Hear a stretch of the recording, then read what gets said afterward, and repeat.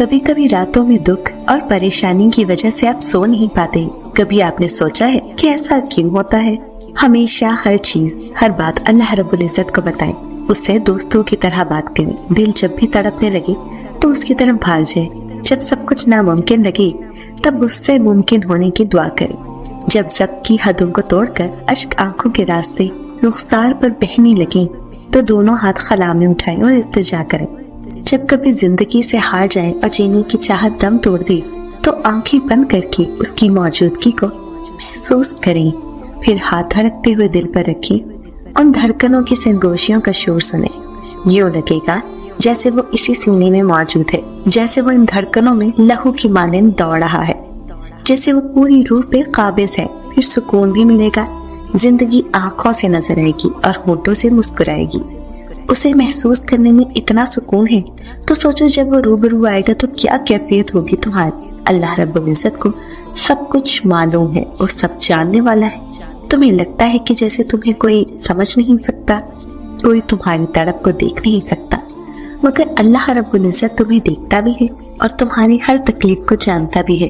وہ اس ہنسی سے واقف ہے جو تم نہ جانے کتنی سسکیوں کے بعد چہرے پر سجاتے ہو، اور وہ اس کربناک آہ سے بھی واقف ہے جو تم نہ جانے کتنے ضبط کے بعد اپنے اندر ہی دبا لیتے ہو.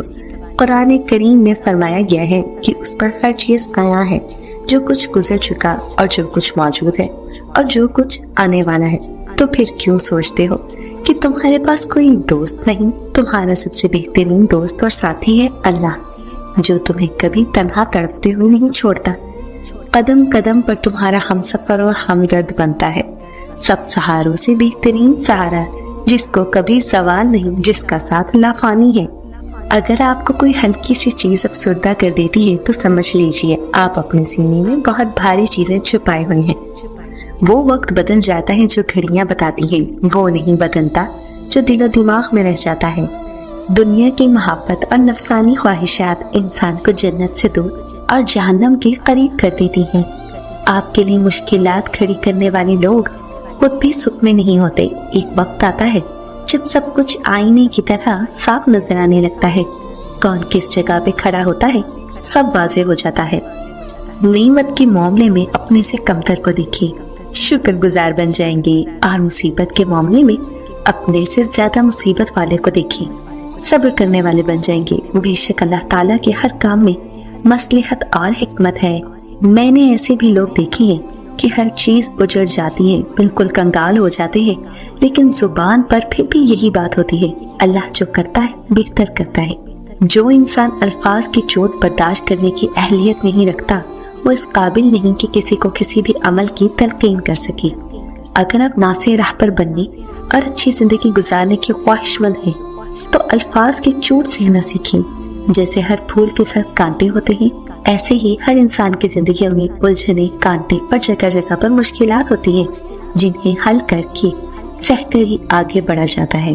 اور آپ مضبوط اس وقت تک نہیں بن سکتے جب تک برداشت کرنا نہ سیکھ جائے. تنہا بیٹھا کریں، آپ کو سب سوالوں کے جواب مل جایا کریں گے. کچھ لوگوں کے ساتھ خون کا رشتہ بھی نہیں ہوتا مگر اپنوں والی خوشبو ہوتی ہے. دراصل رشتے خون کے نہیں، احساس کے ہوتے ہیں. اپنے جذبات کو قسطوں میں تقسیم کیا کریں، کیونکہ جب آپ کثرت سے دیتے ہیں تو لوگ اکتا جاتے ہیں. کبھی کبھی راتوں میں دکھ اور پریشانی کی وجہ سے آپ سو نہیں پاتے. کبھی آپ نے سوچا ہے کہ ایسا کیوں ہوتا ہے؟ ہو سکتا ہے ان راتوں کے توس سے رب ذوالجلال آپ کو اپنے قریب کرنا چاہتا ہو.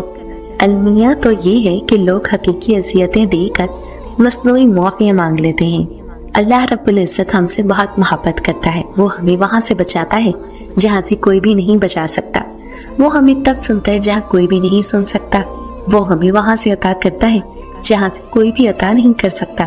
وہ ہمیں تب معاف کرتا ہے جب کوئی معاف نہیں کر سکتا، اور وہ ہمیں تب بھی قبول کر لیتا ہے جب ہم خود کو بھی قبول نہیں کرتے. اس کی محبت پر آنکھیں بند کر کے یقین رکھیں، وہ آپ کو کسی بھی طوفان میں تنہا نہیں چھوڑے گا. وہ آپ کو تھام لے گا. اور جب بھی مانگے اللہ رب العزت سے مانگے، اور اس یقین سے مانگے کہ اللہ رب العزت وہ شہنشاہ ہے جو ایسے خزانوں کا مالک ہے جن میں کمی ہی نہیں آتی. آپ مشکل وقت میں آسانی کے لیے بھیک مانگ رہے ہیں، سجدوں میں رو رہے ہیں. آپ ناممکن کو ممکن بنانے کے لیے دعائیں مانگ رہے ہیں. تو وہ صبر کریں، اللہ رب العزت جلد آپ کے حق میں معجزے کر دے گا۔ جو دل اللہ رب العزت کی ذات سے سکون اور اطمینان کے طلبگار ہوتے ہیں نا، وہ دل جلد سکون اور قرار پا جاتے ہیں، اور جو دل محض خاک کے پتلوں سے دلی وابستگی اور انسیت کو ہی واجب سکون سمجھی، پھر ان دلوں کو ان کے جیسے ہی لوگوں کے حوالے کر دیا جاتا ہے کہ پاؤ سکون ان دنیا والوں سے اور رہو ان کے ہی طلبگار، تاکہ تمہیں پتہ چلے کہ اصل طلبگار کس کا ہونا ہے اور سکون کی بھیک کس در سے مانگنی ہے۔ ذرا سوچو، جو انسان خود اپنے سکون کے لیے کسی دوسرے در متلاشی ہو، وہ انسان تمہیں کیسے سکون اور راحت پہنچا سکتا ہے؟ جو خود سے سانس لینے پر بھی قدرت نہیں رکھتا، وہ کسی کی سانسوں کی روانی کیسے ہو سکتا ہے؟ جو ہے ہی فانی، وہ بقا کے دعوے کیسے کر سکتا ہے؟ جب تمہارا ٹوٹا ہوا دل اللہ رب العزت سے التجا کن کرتا ہے نا، تب عرش سے مدد کے ذریعے بنتے ہیں۔ قبولیت کی صدا تب آتی ہے جب تم دنیا کے پیدا کیے گئے وسوسوں کو رد کر دیتے ہو